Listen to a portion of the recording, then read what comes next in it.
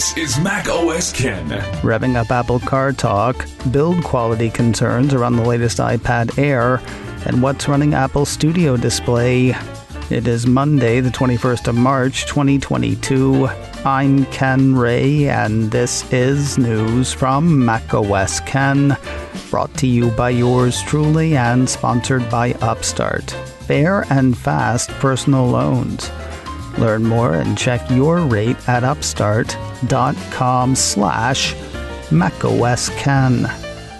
This show is also sponsored by Notion, one workspace for your whole team. With hybrid work becoming the norm, the strongest teams have two things in common: speed and alignment. Both come from having one hub where everyone can share work and processes, manage projects, and collaborate with clarity. Notion can be that space for you. For companies of all sizes, Notion provides one central and customizable workspace that can be tailored to fit any team and bring all teams together to get more done and move faster. Trusted by teams at Corner Shop, Headspace, Pixar, and more, you should find out how Notion may be the missing piece your team needs to grow, get more done, and make everybody happy in the process. Learn more and get started for free at notion.so. You can check it out on your own and invite as many folks as you want to see how it works. Take the first step toward an organized, happy team today, again, at notion.so.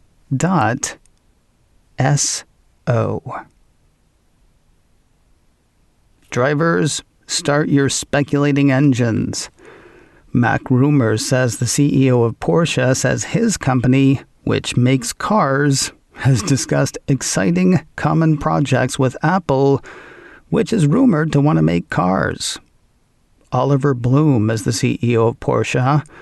Citing a Reuters report, Mac Rumors says Bloom said that Porsche and Apple traditionally collaborate closely and are on the same wavelength, and managers from Porsche traveled to the U.S. late last year to discuss joint projects with Apple. We already have Apple CarPlay. We will expand on that, Bloom added. The piece says the two companies have worked on non-CarPlay, in-car infotainment features as well. That is said by the piece to include a native Apple Music app with time-synced lyrics and a native Apple Podcasts app that works with Porsche's in-car voice assistant. What does all this mean for Apple Car? My guess is nothing. That said, over the years I have been wrong about more things than I can count. That is partly because I sometimes get things wrong, and partly because I'm not that great at counting. Apple's latest iPad Air does not feel up to snuff to some. iMore's Stephen Warwick is tracking a thread on Reddit that has owners of the 5th generation iPad Air, announced a couple of weeks ago and released last Friday, complaining of quality concerns. The post that kicked it off had someone with two new blue iPad Airs saying, "The aluminum backplate is a lot thinner than on the iPad 4, which I also have. You can almost feel the battery through the plate when you hold the device. Both iPads have the same feeling and are making creaking noises when you hold them. This does not happen on the iPad Air 4. They said they're returning their devices. A follow-up post had a new owner saying that they felt the same way about their blue iPad Air. "More than okay once I put it in my folio case," said the second person, "but feels weird when naked."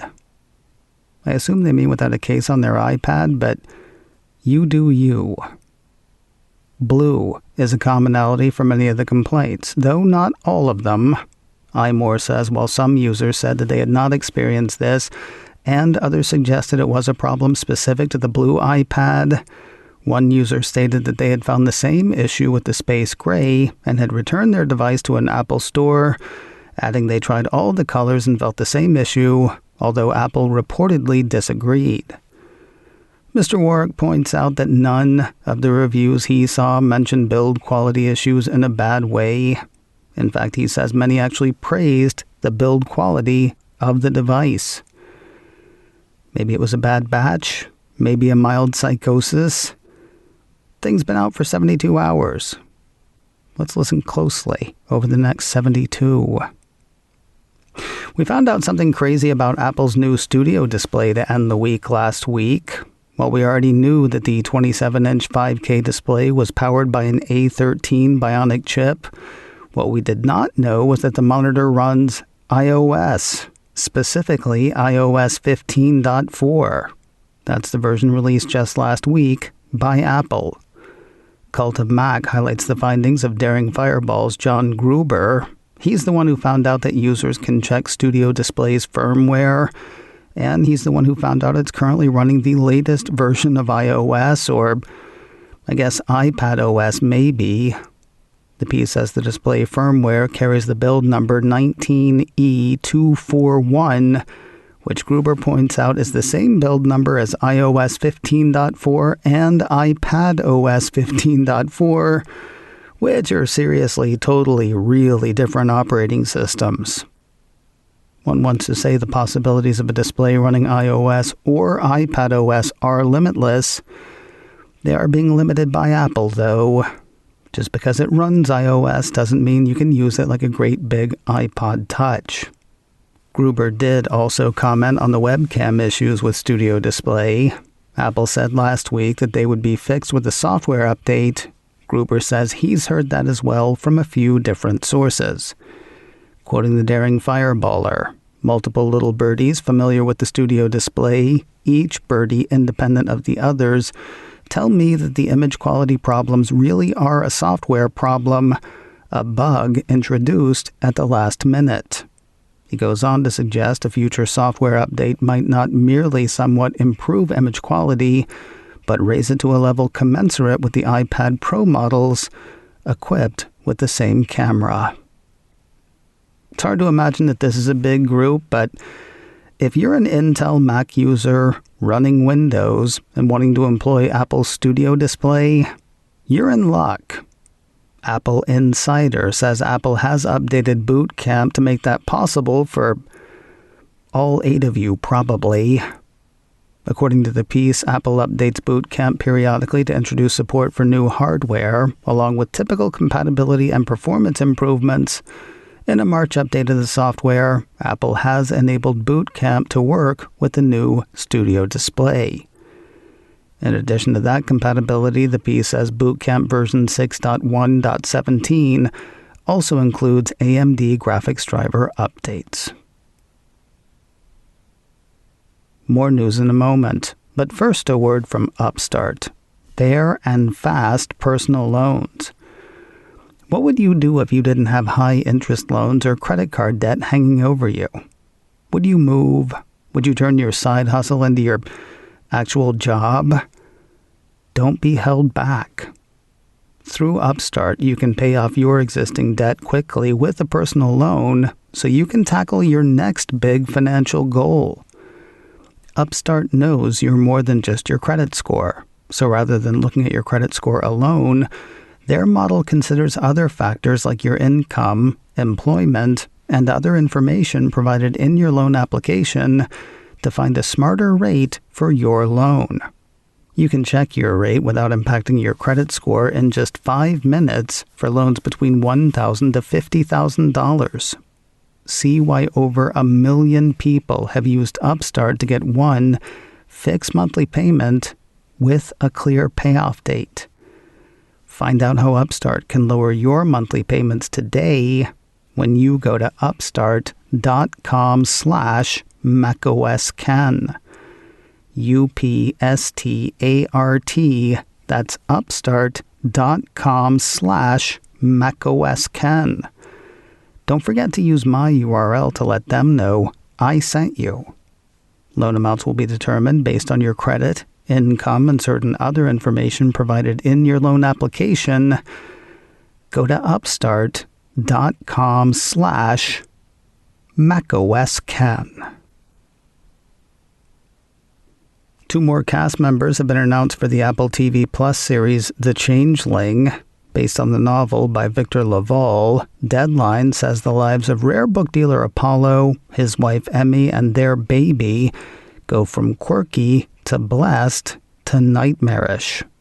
When it announced the series back in August, Apple was pretty enigmatic, saying that Changeling is a fairy tale for grown-ups, a horror story, a parenthood fable, and a perilous odyssey through a New York City you didn't know existed. Lakeith Stanfield had already been announced for Apollo. New to the cast are Clark Backo as Apollo's wife Emmy, and Adina Porter, who will play Lillian, Apollo's mother. No word on when the series will land in Apple's stream. A Squid Games award winner is joining an upcoming Apple TV Plus series. Deadline says SAG Award recipient Jung Ho-yeon will join Oscar winners Cate Blanchett and Kevin Kline in the series Disclaimer from Oscar-winning director Alfonso Cuarón. Other names of note in Disclaimer include BAFTA and Golden Globe winner Sacha Baron Cohen and Academy Award nominee Cody Smith-McPhee. He's up for an Oscar this year for Best Supporting Actor in The Power of the Dog. And finally today, the film CODA and the series Ted Lasso just keep racking up awards. Apple Insider says the two titles picked up 2 more trophies at the 33rd Annual Producers Guild Awards over the weekend. On the TV side, the piece says Ted Lasso walked away with the Danny Thomas Award for Outstanding Producer of Episodic Television Comedy. CODA's win may be a bigger deal, though, or more indicative of bigger things to come. The piece says the film won the Darryl F. Zanuck Award for Outstanding Producer of Theatrical Motion Pictures. That's a big deal for a couple of reasons. First, it is the first time a film from a streaming service has won that award. And second, the piece says the PGA Awards are considered an indicator of probable success for the Oscars' Best Picture category. The PGA Best Picture has matched the Oscars Best Picture 22 of the last 32 years, since 2009, when both awards changed systems to preferential voting. The piece says there were only 3 occasions where the awards failed to match. For those keeping score at home, I think we are close to the end of award season. The big one for films, the Academy Awards, will be held this coming Sunday, the 27th of March. macOS Ken, brought to you by me and sponsored by Notion, one workspace for your whole team. Learn more and get started for free at notion.so. This show is also sponsored by Upstart, fair and fast personal loans. Learn more and check your rate at upstart.com/macOSCan. Advertising handled by Backbeat Media. Online at backbeatmedia.com. You can reach me a couple of ways. Info at macoscan.com or call 716-780-4080. Until next time, that is news from macOS Ken. I'm Ken Ray.